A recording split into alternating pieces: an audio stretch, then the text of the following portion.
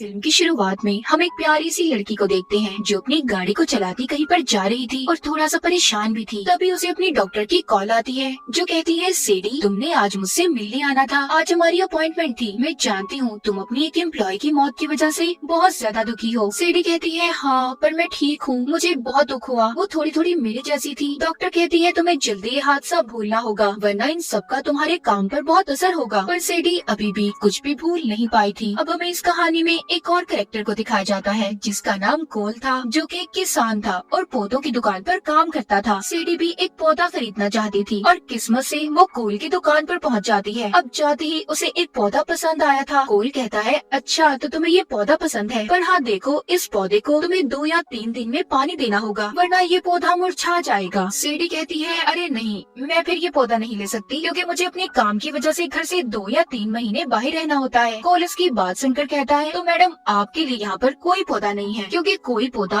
अब तक ऐसा पैदा ही नहीं हुआ जो पानी के बगैर सरवाइव कर सके, चल सके। हाँ अगर आप चाहे तो ये प्लास्टिक का पौधा ले सकते हैं। उनके दरमियान में जब बहस हो रही थी तो तभी एक लेडी आती है जो इस दुकान की मालिक थी जहाँ पर कोल काम किया करता था। उन्होंने सेडी को उसका पसंदीदा पौधा दे दिया था। अब वो लेडी कोल से कहती है, मैं तो समझी थी तुम उस लड़की का नंबर लोगे, वो कितनी प्यारी थी और तुम उल्टा उससे बहस कर रहे थे। कोल कहता है, सॉरी मैडम, मैं यहाँ पर ये काम थोड़ी करने आता हूँ। फिर वो उस लेडी के कहने पर सेडी के पास चला जाता है जो बस जाने ही वाली थी। जब वो उसकी गाड़ी के आगे आकर गाड़ी रोकता है तो जो पौधा सेडी ने इसे खरीदा था वो गिरकर टूट जाता है। अब कोल डायरेक्ट ही सेडी से पूछता है, क्या तुम मेरे साथ कॉफी पियोगी? सेडी ये सुनकर हैरान थी कि न जान पहचान फिर भी ये मेरे साथ कॉफी पीना चाहता है। पर सेडी भी मान जाती है और उसके साथ कॉफी पीने के लिए तैयार थी। ये दोनों कॉफी पीते हुए बहुत सी बातें करते हैं। सेडी अपने बारे में बताती है कि मुझे अक्सर अपने काम की वजह से घर से दूर रहना पड़ता है। कोल उसको बताता है कि मुझे भी फसलें उगाने के अलावा हिस्ट्री पढ़ने का बहुत शौक है। ये दोनों बहुत सी बातें करते हैं। सेडी कहती है, कभी भी मुझे किसी चीज से डर नहीं लगा। कोल कहता है, अच्छा तो ये बात है, चलो वो सीढ़ियाँ देख रही हो, मेरे साथ रेस लगाओ, अगर तुम हार गई तो तुम्हें बताना होगा तुम्हें किस चीज से डर लगता है। ये दोनों अब सीढ़ियाँ चढ़ने की रेस लगाते हैं जिसमें सेडी कोल से आगे थी, वो जीत जाती है। कोल ये देखकर काफी हैरान था पर उसे सेडी के बारे में ये सब जानना अच्छा लग रहा था। वो बताती है, मैं अपनी मॉम के साथ बचपन में अपना शहर छोड़कर आ गई। मेरी मॉम बहुत ही बहादुर थी, मैं भी उनकी तरह बनना चाहती हूँ। अब बातें करते करते वो सारी रात एक साथ गुजारते हैं जिसमें दोनों अपने दुख सुख एक दूसरे से बांट रहे थे। कोल इन सब चीजों से बहुत खुश था कि उसकी जिंदगी में कोई आ गया है, वो भी सेडी जैसी लड़की और इतनी प्यारी। अब जब वो घर जाता है तो घर जाकर अपने मॉम डैड और बहन को सेडी के बारे में बताता है जिसे सुनकर उसके घर वाले बहुत खुश थे। कोल सेडी के पीछे पागल हो चुका था, वो दिन रात उसको मैसेजेस किया करता था। उसके मॉम डैड उसे समझाते हैं कि देखो ऐसे तुम्हें मैसेज नहीं करने चाहिए, थोड़ा इंतजार करो। कोल भी उनकी बात को समझ गया था। वो सेडी को अब कोई मैसेज नहीं करता मगर सेडी का भी उसे कोई मैसेज नहीं आया था। बहुत दिन गुजर गए थे। कोल अब काफी परेशान रहने लगता है, उसका किसी काम में दिल भी नहीं लग रहा था। तभी उसे याद आता है कि उसका इनहेलर तो सेडी के पास रह गया है जो उसे सांस लेने में मदद देता था। दरअसल कोल को सांस की बीमारी थी। अब ये अपने इनहेलर से सेडी को ट्रैक करता है, उसकी लोकेशन पता करने की कोशिश करता है क्योंकि कोल अपने इनहेलर में ट्रैकर लगा कर रखा करता था। उसे पता चल गया था कि सेडी लंदन में थी। जब कोल को ये बात पता चलती है तो उसकी मॉम कहती है, तुम्हें जाकर उसे सरप्राइज देना चाहिए, वो तुम्हें देखकर बहुत खुश होगी। मगर कोल बेचारा कभी भी किसी दूसरे शहर या मुल्क में नहीं गया था, लेकिन इस बार वो अपनी मॉम की बात को मान जाता है और लंदन में पहुंच गया था। अब जब वो एयरपोर्ट पर उतरता है तो उसे कुछ आदमी पकड़कर ले जाते हैं और टैक्समैन के नाम से पुकार रहे थे। वो भी होश करके कोल को अपने साथ ले गए थे। अब जब कोल को होश आता है तो वो आदमी कहता है, पहले तुमने हमारे एक आदमी को मार दिया, फिर हमारा सामान चुराया और अब पासपोर्ट, पता नहीं तुम हमारे बॉस के पीछे क्यों पड़े हो।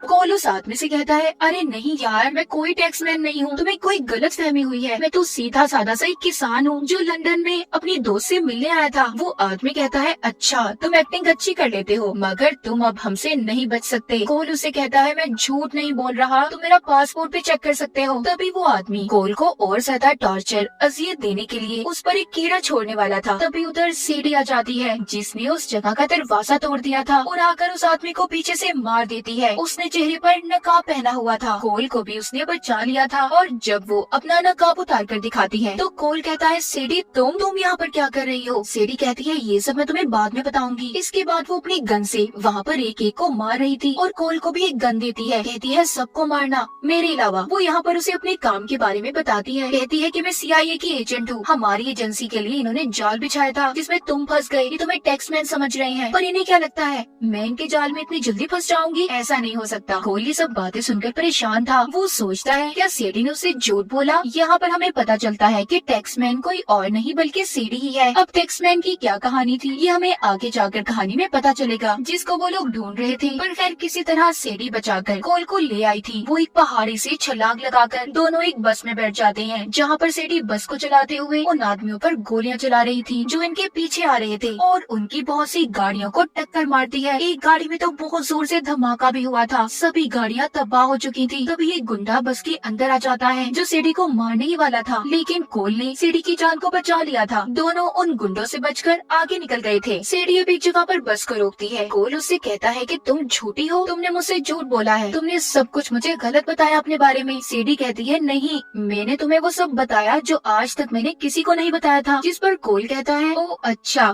तो इसका मतलब मैं दुनिया का सबसे बड़ा बेवकूफ इंसान हुआ ना, जिसने सेडी जैसी लड़की पर यकीन कर लिया। अब मुझे तो लगता है मुझे यकीन ही नहीं करना चाहिए था तुम पर। और वो कहानी जो तुमने अपनी एम्प्लॉय के बारे में बताई थी कि वो मर गई थी, वो भी झूठी लग रही है मुझे। सेडी कहती है हाँ वो कहानी झूठी है, क्योंकि अपनी एम्प्लॉय को मैंने खुद मारा था। वो उन लोगों से मिली हुई थी जो मेरे दुश्मन है, उसने मुझे धोखा दिया था। कोल अब यहाँ से वापस जाना चाहता था। सेडी कहती है नहीं, अब तुम नहीं जा सकती, क्योंकि वो लोग जो मेरे दुश्मन है तुम्हें टैक्समैन समझते हैं, तुम्हें मेरे साथ चलना होगा। सेडी कोल को लेकर पाकिस्तान के खैबर पास आ गई थी। वहाँ पर इन्हें एक आदमी से मिलना था। अब वो आदमी सेडी को बताता है कि जिन लोगों ने तुम्हें पकड़ा था उन्होंने ही ऐशटैग को चुराया है, जो एक बायोकेमिकल हथियार है और बहुत खतरनाक भी, और अगर गलत आदमी के हाथ में आ गया तो बहुत कुछ तबाह हो जाएगा। और वो काम सिर्फ एक ही आदमी करवा सकता है जिसका नाम लेविक है। अब वो आदमी लेविक की सारी कहानी बताता है। यहाँ पर हमें लेविक के बारे में पता चलता है कि वो एक फ्रांस की खुफिया एजेंसी के लिए काम करता था और फिर बाद में उसने खुद के लिए काम करना शुरू कर दिया, जिसमें हथियारों की खरीदो फरोख्त और कत्ल जैसी चीजें आम बात थी। वो आदमी सेडी को लेविक के बारे में सब कुछ बताकर कहता है अगर तुम उसको पकड़ना चाहती हो तो जरा ध्यान से, वो बहुत ही खतरनाक आदमी है। अब जब वो आदमी सेडी से बातें कर रहा था तो सेडी कहती है कि मुझे तुम्हारी मदद की जरूरत है, मुझे तुम्हारे कुछ आदमी चाहिए। तभी उस आदमी को पीछे से आकर कोई लाल शर्ट वाला आदमी मार देता है और कोलो सेडी को अपने साथ जाने का कहता है। तभी एक और आदमी पीछे से आकर लाल शर्ट वाले आदमी को मार देता है। अब वो आदमी इन दोनों को अपने साथ ले जाने की कोशिश करता है। तभी एक और आदमी आ जाता है और पहले वाले आदमी को मार देता है। अब लाल शर्ट वाला फिर से इनको पकड़ लेता है। ये सब कुछ इस वजह से हो रहा था क्योंकि लेविक ने कोल के सर पर टैक्समैन समझकर बहुत बड़ा इनाम रखा था। टैक्समैन CIA की खुफिया एजेंसी के लिए काम किया करता था और उसको उस बायोकेमिकल हथियार का पासकोड भी पता था।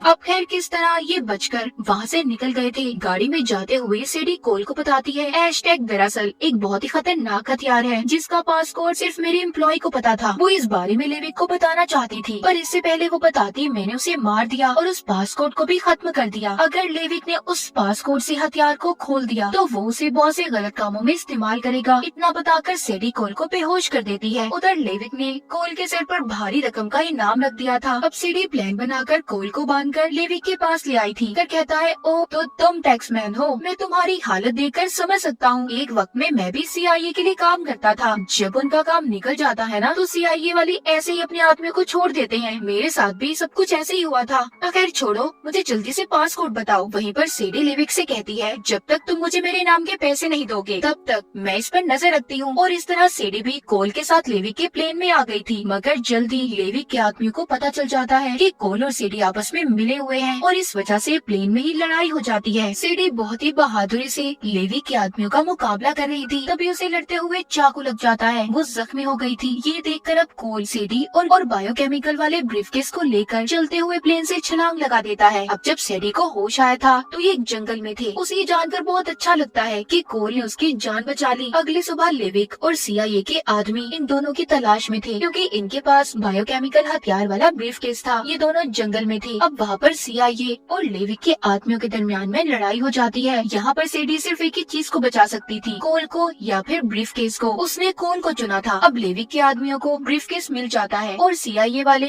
सेडी और कोल को अपने साथ पूछताछ के लिए ले गए थे कि उसने ब्रीफकेस लेविक के लोगों को क्यों ले जाने दिया। अब CIA और FBI के एजेंट ये फैसला करते हैं कि वो लेविक को पासपोर्ट का आधा हिस्सा बताएंगे, जिसको बताने वो उसको एक होटल में बुलाने वाले थे ताकि फिर वो उसे पकड़ सके। और इसी के लिए वो कोल की मदद मांगते हैं, क्योंकि लेविक की नजर में कोल ही टैक्समैन था जिसको पासपोर्ट का पता था। कोल ना चाहते हुए भी इनकी मदद करने के लिए तैयार हो जाता है। सेडी उसे बहुत मना करती है कि इस काम में बहुत खतरा है, लेकिन फिर भी कोल उनकी मदद करने के लिए तैयार था। पर लेविक को जल्दी CIA की चाल के बारे में पता चल गया था। वो उन एजेंट्स को मार देता है जो कोल को गाइड कर रहे थे। अब वो कोल के पास जाता है और कहता है चलो पासपोर्ट बताओ या फिर मैं अपना तरीका इस्तेमाल करूं, तब बताओगी। तभी वहाँ पर सेडी आ जाती है और लेविक को कहती है जिस टैक्समैन को तुम ढूंढ रहे हो वो मैं हूँ। लेविक को पता चल गया था कि असल टैक्समैन सेडी है। वहाँ पर सेडी ने असल लीडर को भी बुला लिया था। लेविक जिनके लिए काम क्या करता था, जिनका पहले लेविक एजेंट था, सेडी लीडर को पासपोर्ट बता देती है और जिसके बदले में उन्होंने सेडी के अकाउंट में बहुत से पैसों को ट्रांसफर कर दिया था। लेविक को ये देखकर बहुत गुस्सा आता है। वो सेडी को गन दिखाकर कहता है मैं तुम्हें मार दूंगा, तुमने मेरे साथ अच्छा नहीं किया, इतना बड़ा धोखा। तभी सेडी उस होटल में जोर से बोलती है कि लेविक के ऊपर बहुत बड़ा इनाम रखा है। इतना सुनकर वहाँ पर जितने भी लोग थे लेविक के पीछे पड़ गए थे और वहाँ पर इसी वजह से लड़ाई हो जाती है। लेविक के लोग ब्रीफकेस को लेना चाहते थे जबकि दूसरे लोग वहाँ पर लेविक को पकड़ रहे थे। कोल लेविक के आदमियों को मार रहा था, उधर लेविक सेडी को मारने ही वाला था। तभी कोल आ जाता है, उसने आकर सेडी को बचा लिया था और सेडी लेविक को मार देती है। जिस बिल्डिंग में वो थे वो बहुत ऊंचाई पर थी, जिस वजह से लेविक नीचे गिरकर मर गया था। इस लड़ाई में लीडर भी मर जाता है। कोल और सेडी ने उस बायोकेमिकल हथियार को भी बचा लिया था। कहानी के आखिर में हमें कोल और सेडी को दिखाया जाता है जो एक साथ बैठकर अपनी फैमिली के साथ खाना खा रहे थे और फिर जिसके बाद हंसी खुशी जिंदगी गुजारने लगे थे। और इसी हैप्पी एंडिंग के साथ इस मूवी की कहानी यहीं पर खत्म हो जाती है।